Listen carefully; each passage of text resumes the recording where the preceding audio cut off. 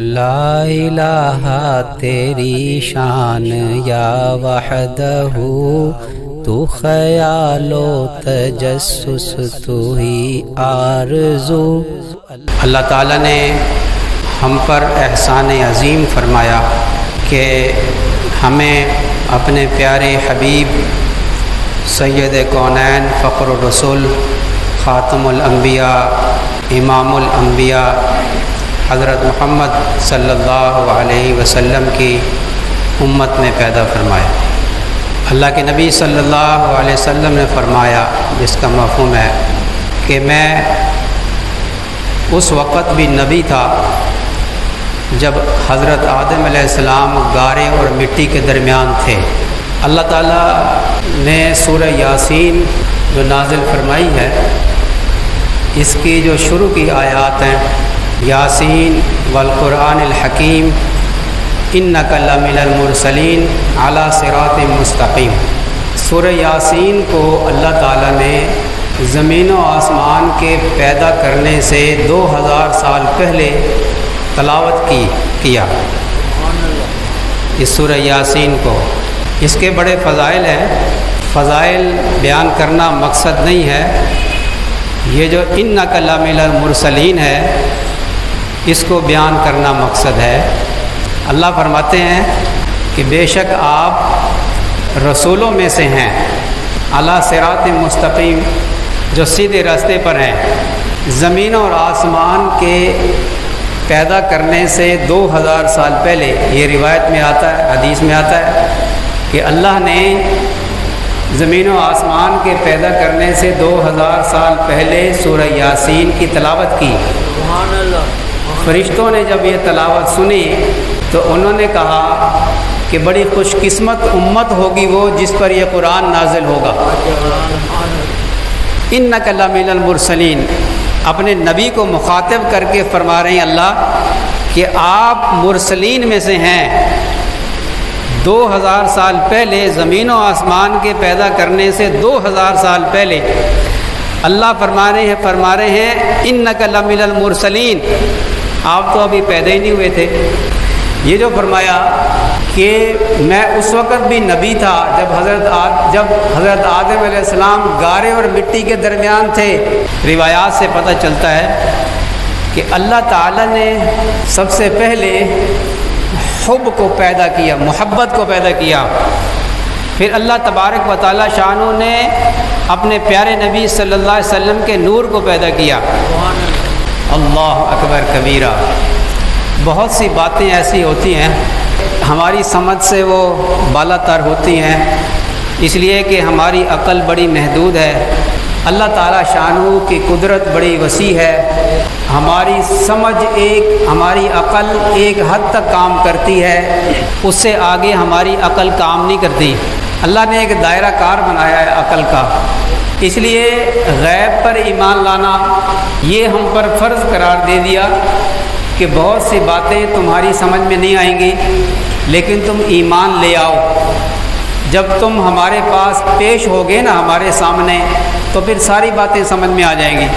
نبی کریم صلی اللہ علیہ وسلم کے نور کو پیدا کیا، یہ باتیں ہماری سمجھ سے باہر ہیں۔ انسان کی روح کو بھی اللہ نے نور سے پیدا کیا، انسان کے نفس کو اللہ تعالیٰ نے بھاپ سے پیدا کیا، اس جسم کو مٹی سے پیدا کیا، اس میں ظلمت ہے، اور انسان کی روح کی اصل نور ہے۔ انسان کی روح جسم کے اندر داخل ہوتی ہے تو جسم کا اثر لیتی ہے۔ اگر روح کے اوپر اس کی غذا نہ دی گئی، روح کی غذا نور سے بنی ہے، دین اسلام ہدایت ہے، نور ہے، دین اسلام پر عمل ہوگا، ذکر اللہ کا ذکر، تلاوت، نمازیں، روزے، یہ نور ہیں، یہ سراسر نور ہیں۔ روح کو جب یہ غذا ملے گی تو یہ نفس کی ظلمت سے محفوظ رہے گی، ورنہ ظلمت کا اثر لے گی اور عذاب پائے گی۔ اللہ تعالیٰ نے نبی کریم صلی اللہ علیہ وسلم کی پیدائش سے پہلے بھی کچھ علامات ظاہر فرمائیں، اور نبی کریم صلی اللہ علیہ وسلم کی ولادت باسعادت پر بھی اللہ تعالیٰ شانہ نے کچھ معجزے دکھائے۔ کہ اب اللہ کے محبوب آخری نبی اس دنیا میں آ گئے ہیں، اب ظلمت مٹ جائے گی، ظلم مٹ جائے گا اور ہدایت عام ہو جائے گی۔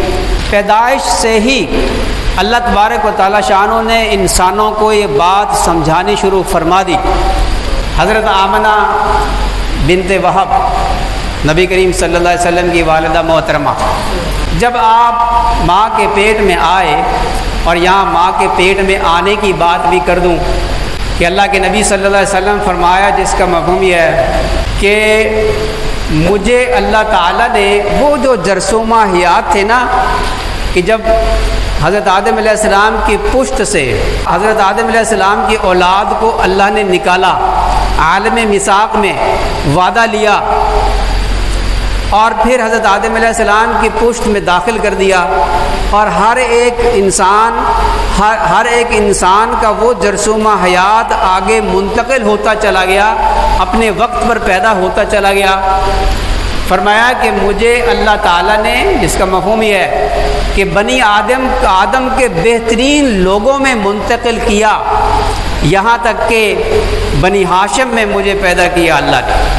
جب آپ علیہ الصلوۃ والسلام حضرت آمنہ بنت وہب کے رحم میں آئے تو غنودگی کی حالت میں حضرت آمنہ کو آواز آئی، غنودگی نیند اور جاگنے کی درمیانی حالت میں ایک آواز سنائی دی کہ اے آمنہ، تم جانتی ہو کہ تم ماں بننے والی ہو؟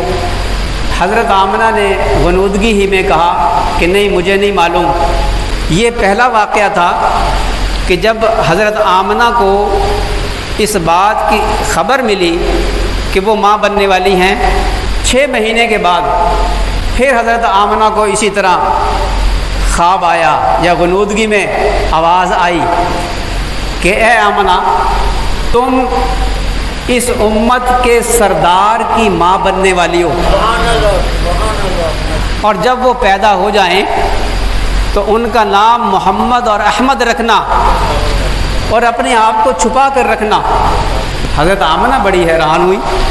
پیدائش سے کچھ تھوڑا سا عرصہ پہلے پھر خواب دیکھتی ہیں یا غنودگی میں آواز آتی ہے کہ اے آمنہ، تم اس امت کے سردار آخری نبی کو جنم دینے والی ہو، اور تم یہ پڑھا کرو۔ کیا پڑھا کرو؟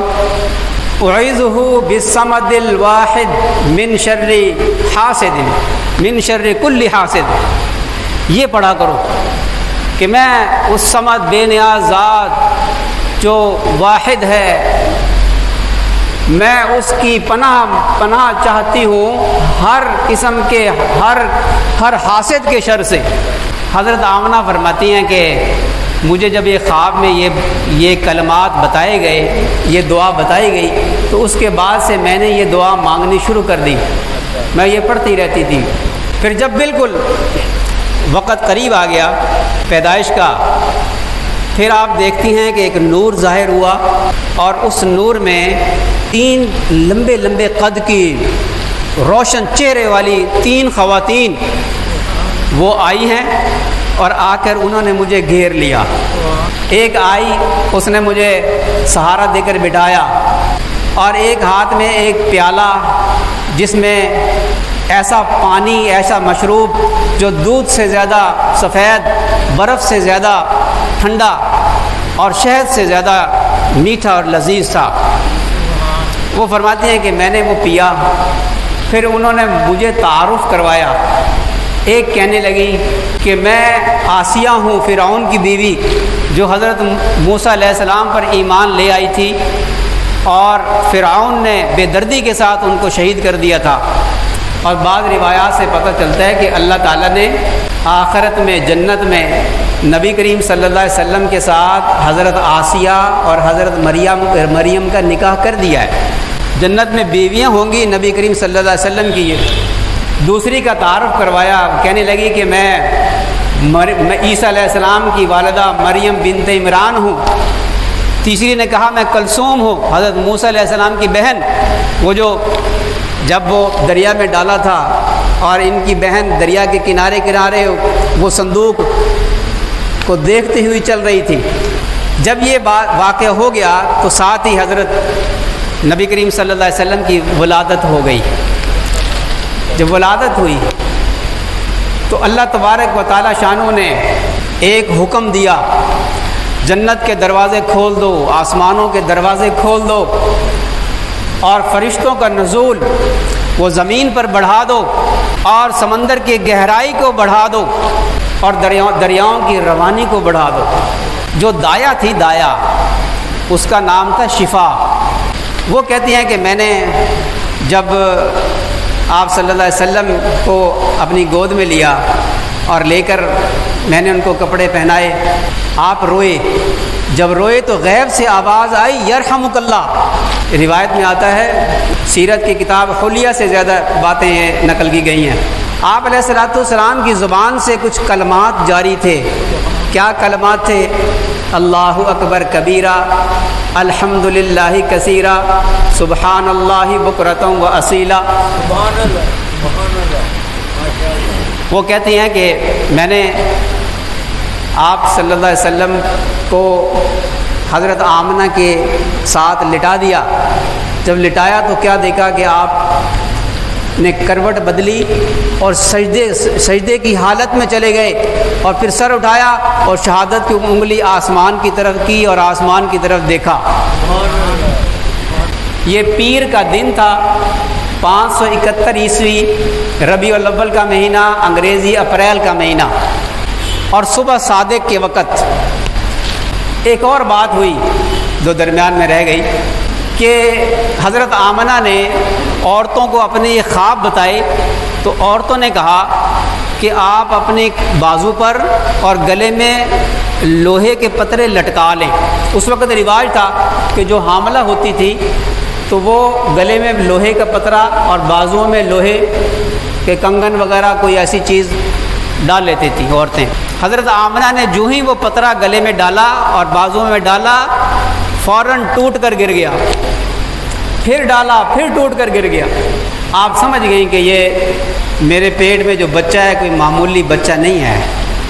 ان عربوں کے ہاں رواج تھا کہ جو بچہ رات کو پیدا ہوتا تو اسے لوگوں کے سامنے جلدی لاتے نہیں تھے، ایک ہنڈیا سے اس کو ڈھانپ دیتے تھے کچھ دیر کے لیے، مٹی کی ہنڈیا سے۔ ایسا ہی کیا نبی کریم صلی اللہ علیہ وسلم کے جسم کے اوپر، سر کے اوپر وہ ہنڈیا رکھی، جو ہی رکھی ہنڈیا 2 ٹکڑے ہو گئی۔ عورتیں بڑی حیران ہوئیں۔ حضرت عبد المطلب آپ کے دادا وہ بیت اللہ کا طواف کر رہے تھے، عورتوں نے جا کر ان کو پیغام دیا کہ آپ کے ہاں پوتا ہوا ہے، آپ آئے۔ اور حضرت آمنہ نے کہا کہ اے مکہ کے سردار، یہ بچہ تو بڑا عجیب ہے۔ وہ گھبرا گئے کہ کیا وہ معذور ہے؟ کہ نہیں، معذور نہیں ہے، یہ جب پیدا ہوا تو اس نے سجدہ کیا، اور ایک روشنی میں نے دیکھی، ایک نور دیکھا، اور اس روشنی میں شام کے محلات تک نظر آنے لگے۔ تو حضرت عبد المطلب یہ سن کر خوش ہوئے اور گود میں لیا اور کعبہ شریف میں تشریف لائے، طواف شروع کر دیا آپ کو لے کر۔ کیا دیکھتے ہیں کہ کعبہ کے سارے بت اوندے منہ گرے پڑے، طواف کیا، اور آپ علیہ الصلوۃ والسلام کا نام محمد اور احمد رکھا۔ آسمانوں میں نبی کریم صلی اللہ علیہ وسلم کا نام احمد ہے اور زمین پر محمد ہے صلی اللہ علیہ وسلم۔ اللہ اکبر۔ عجیب عجیب واقعات رونما ہوئے نبی کریم صلی اللہ علیہ وسلم کی پیدائش پر۔ اللہ تعالیٰ دکھا رہے تھے دنیا کو کہ یہ دیکھو، یہ بت گر گئے، اب بتوں کو توڑنے والا آ گیا، بتوں کا زمانہ ختم۔